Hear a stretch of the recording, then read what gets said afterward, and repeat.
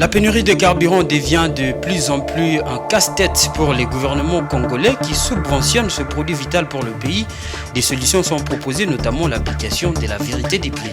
Et puis la Zambie va bénéficier de 1,3 milliard de dollars américains du FMI, et une enveloppe qui vient après des longues périodes de négociations. Cette somme va bien évidemment soutenir l'économie de Lusaka dans le cadre d'un programme triennal. Mesdames et messieurs, bienvenue à ce journal de l'économie. Partant de cette information, la RDC s'engage à la promotion de l'économie verte, résiliente et à faible émission de carbone. C'est ce qu'a déclaré le Premier ministre Sama Lukonde au lancement des travaux préparatoires de la COP 27 qui se sont tenus du 5 au 7 septembre à Yangambi, dans la province de la Chopo. L'économie verte est l'activité qui entraîne une amélioration du bien-être humain et de l'équité sociale tout en réduisant de manière significative les risques environnementaux et la pénurie des ressources. C'est sur cette voie que s'engage la République démocratique du Congo, selon les propos du Premier ministre Sama Lukonde au lancement des travaux préparatoires de la COP 27 à Yangambi dans la province de la Chopo. Il a dévoilé la vision de la RDC qui se résume dans la promotion de l'économie verte, résiliente à faible émission de carbone. Ces travaux réunissent les scientifiques congolais et étrangers spécialistes dans les questions des forêts, ressources en eau, changement climatique, finances climatiques et d'autres disciplines connexes. Au cours de ces séances qui ont pris fin ce mercredi, les participants ont discuté pour aussi déterminer la vraie valeur des forêts RD congolaises, de ses tourbières et surtout de ses mangroves, entre autres éléments qui font de la RDC un pays solution à la crise climatique mondiale. L'Afrique dans la RDC constitue l'espace qui pollue le moins l'environnement dans l'écosystème mondial. Plusieurs engagements des pays industrialisés et des acteurs du secteur privé ont été pris sans le faire suivre d'actes. Le continent a un plan d'adaptation aux exigences du changement climatique qui prévoit des financements à hauteur de 25 milliards de dollars américains, sans compter d'autres financements promis dans le cadre des programmes tels que CAFI qui souffrent jusqu'à présent d'exécution. La RDC fait face à une crise de carburant. Le pays voit ses réserves d'essence et autres carburants sensiblement baisser, une situation qui entraîne une certaine surchauffe dans le secteur de transport. Pour le gouvernement aussi, cela constitue un vrai casse-tête. Patrick Ilunga et Patience Lokeke. Cela fait un peu plus de 2 mois que le gouvernement se débat pour ne pas tomber dans une situation de totale rupture des stocks de carburant. Face à la baisse sensible de réserve du carburant, l'exécutif a choisi de rationner. Les autorités ont mis en place un plan de réduction drastique de la consommation journalière d'essence. Désormais, la capitale congolaise devra consommer quotidiennement 660 mètres cubes au lieu de 1100 mètres cubes, jusqu'à l'arrivée du premier tanker annoncé pour le 14 septembre prochain. Cette réduction à presque 50% de la capacité habituelle se ressent directement dans les stations-service, qui ne dépassent plus des quotas de 5 litres par client. Certaines stations ont fermé pour un moment en attendant de s'approvisionner en précieux liquide.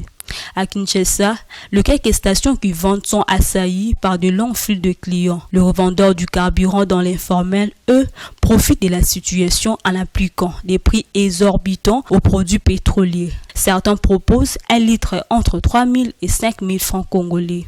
Pour le gouvernement congolais, la question des stocks du carburant est un véritable casse-tête. L'exécutif congolais a toujours subventionné les produits pétroliers en vue de contenir de possibles effets de contagion en cas d'une forte hausse du carburant. Cette méthode coûte jusqu'à 700 millions de dollars au pouvoir central. Mais dès que la mécanique est perturbée, comme c'est le cas actuellement, cela entraîne un dérèglement général. Aujourd'hui, la perturbation est accentuée suite à la guerre entre la Russie et l'Ukraine.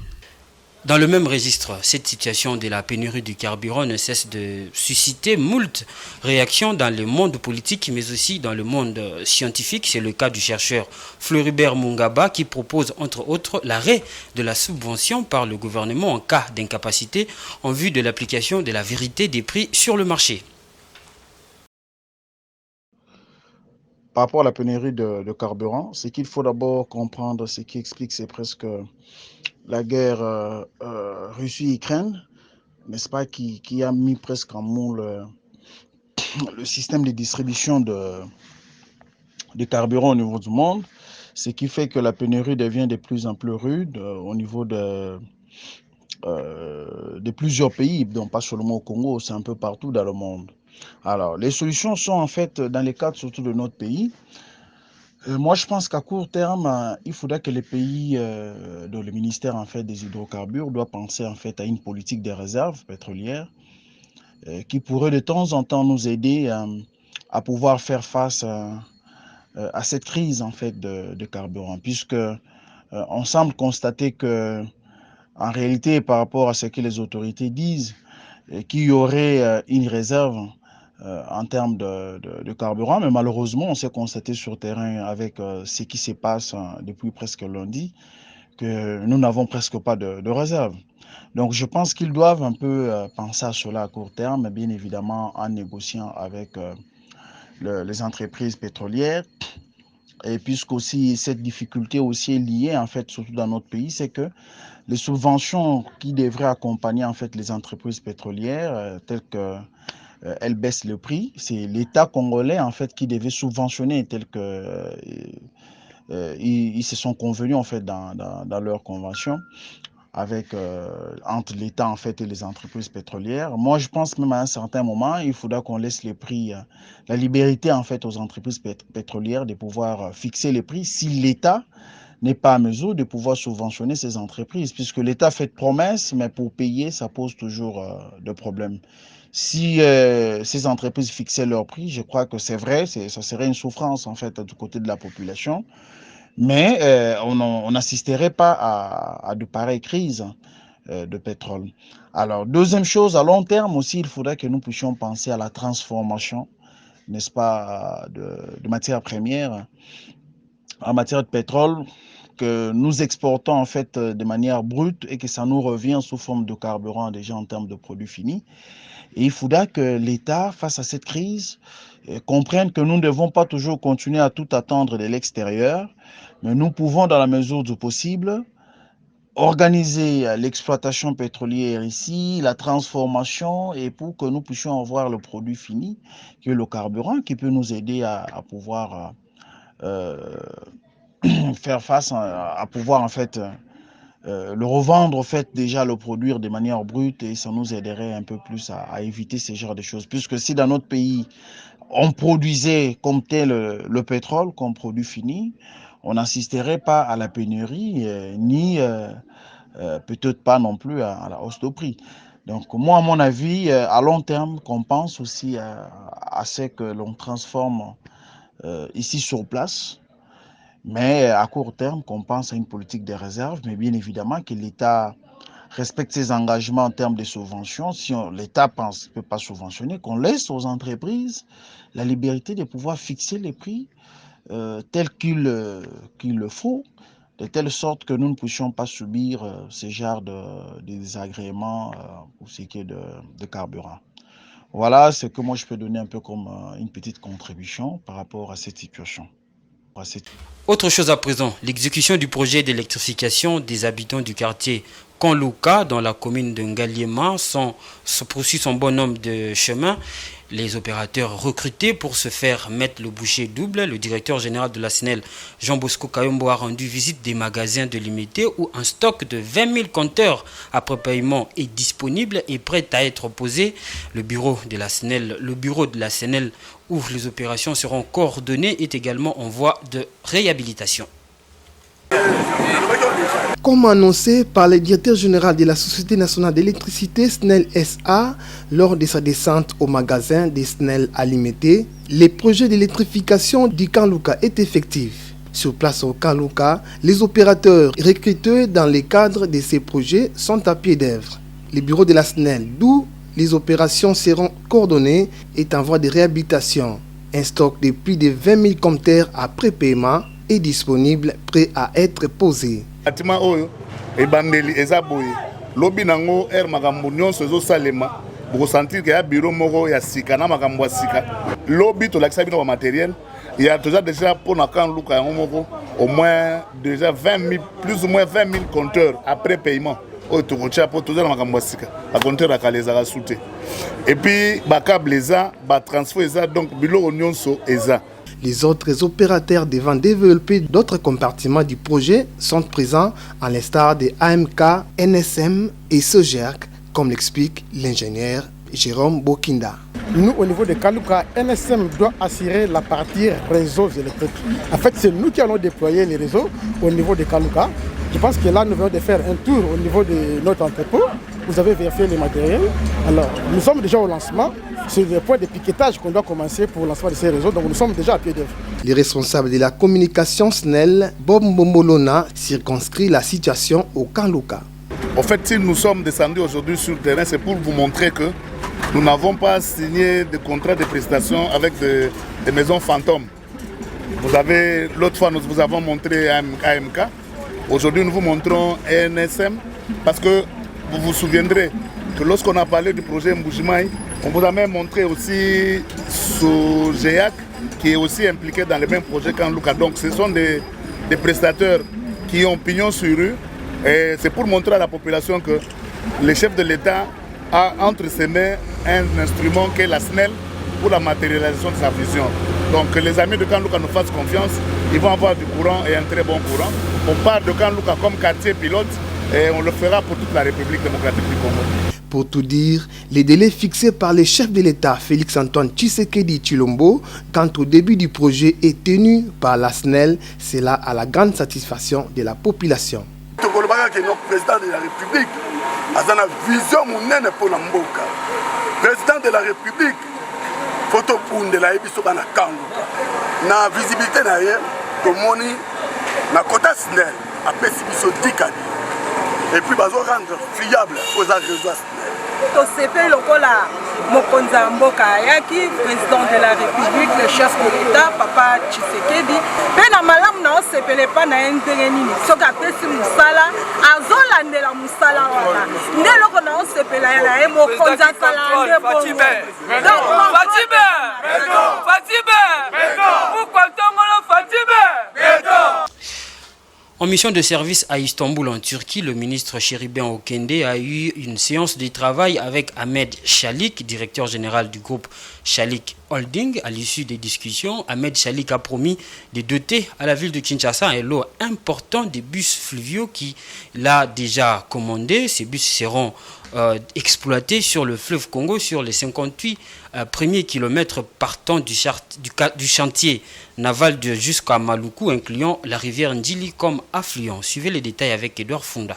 Aussitôt arrivé à Istanbul, le ministre congolais des Transports a eu une séance de travail avec Ahmed Chalik, directeur général du groupe Chalik Holding. Les deux parties ont rappelé les engagements des uns et des autres et un cadre de collaboration sera mis sur pied. À Istanbul, le ministre des Transports a participé à la réunion de coordination du comité de pilotage et de suivi des accords turco-congolais par visioconférence entre ceux se trouvant à Kinshasa et Istanbul. Réunion qui a permis la mise en commun des dossiers relevant des mémorandums d'attente signés notamment pour le tronçon ferroviaire et le tronçon fluvial ainsi que tous ses affluents. Parmi les retombées de cette mission, il a été décidé de commencer par l'exploitation du fleuve Congo sur les 58 premiers kilomètres partant du chantier naval jusqu'à Maluku, incluant la rivière Ndjili comme affluent. Celle-ci étant navigable dans ces deux biefs. Le ministre a réuni la direction du chantier naval du groupe Chalik Holding.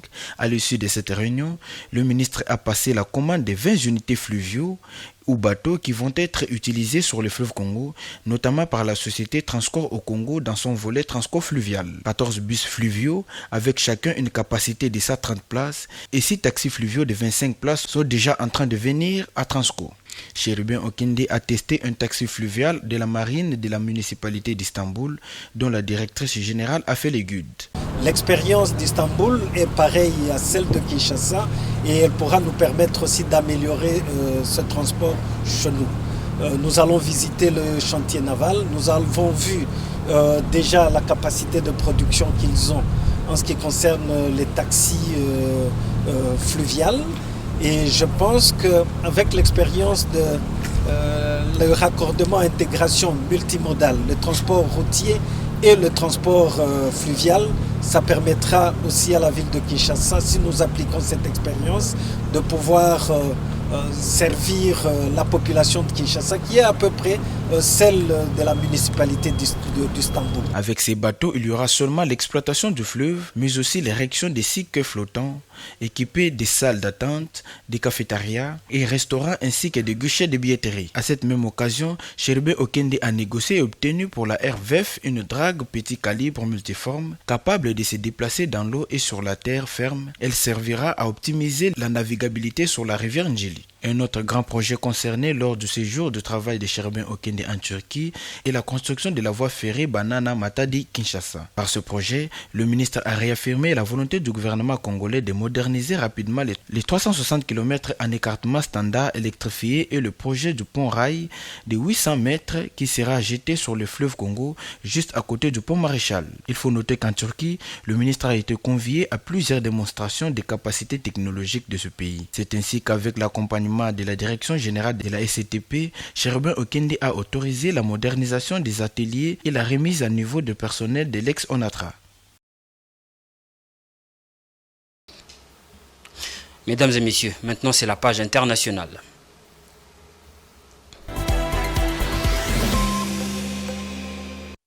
$1,3 milliard américains, c'est le prêt que le Fonds monétaire international accorde à la Zambie après plusieurs mois de négociations. Ce prêt s'inscrit dans le cadre du programme triennal conclu entre Lusaka et l'institution de Bretton Woods, un programme qui vise à rétablir la viabilité de la dette, à créer un espace budgétaire pour les dépenses sociales indispensables et renforcer la gouvernance économique. Ouais. La Zambie devrait très bientôt accéder à un prêt d'$1,3 milliard sur 3 ans du FMI. Signé en 2021, ce programme de soutien était suspendu à un accord sur la restructuration de la dette du pays. Lusaka semble avoir convaincu le Fonds monétaire international après qu'un accord du comité officiel de ses créanciers, présidé par la Chine et la France, a annoncé samedi une renégociation de la dette zambienne. Un geste salué par ce pays d'Afrique de l'Est et qui permettra à terme le déblocage des fonds du FMI. De plus, le ministre zambien des Finances a réitéré l'engagement de sa nation à mettre en place des réformes nécessaires, à être transparente sur sa dette et à assurer un traitement juste et équitable de ses créanciers. De son côté, la directrice générale du FMI s'est également félicitée des assurances données par Lusaka. Enfin, les autorités chinoises ont réaffirmé leur engagement à donner un coup d'élan à la consommation et au commerce lors d'une conférence de presse donnée lundi. Elles ont exprimé une grande confiance dans la perspective de la reprise économique du pays et ce, en dépit des défis tant domestiques qu'étrangers. Sur la voie d'une reprise de la vitalité, c'est ainsi que les responsables du gouvernement ont décrit la consommation actuelle en Chine lors d'une conférence de presse donnée lundi à Beijing. Les automobiles sont parmi les nombreuses industries à connaître une avancée alors que les décideurs politiques ont dévoilé les détails d'un ensemble de mesures dont la réduction de la taxe à l'achat d'un véhicule afin de soutenir une industrie qui joue un rôle crucial dans le renforcement de la demande. Les ventes au détail de biens de consommation, un indicateur majeur de la puissance de consommation du pays, ont enregistré une croissance annuelle de 2,7% en juillet et les ventes d'automobiles ont progressé de 9,7%. Prochainement, davantage d'efforts continus et de soutien de la part du gouvernement central sont à attendre afin de stimuler la consommation sur la totalité du marché des ventes au détail et subventionner également des produits liés à l'énergie verte. Durant la conférence de presse, les membres du gouvernement ont également mis l'accent sur les prévisions concernant la monnaie chinoise, faisant part de leur optimisme quant à la résilience du yuan sur le long terme en dépit des fluctuations actuelles.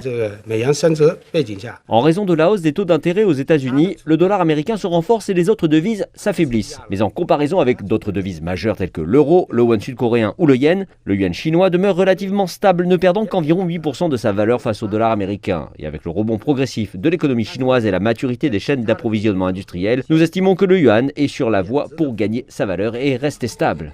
Les membres du gouvernement ont en outre ajouté que les actifs basés sur le yuan demeuraient attractifs pour les investisseurs étrangers et que davantage de mesures seraient prises pour optimiser l'environnement d'investissement et afin que le commerce à long terme puisse en bénéficier.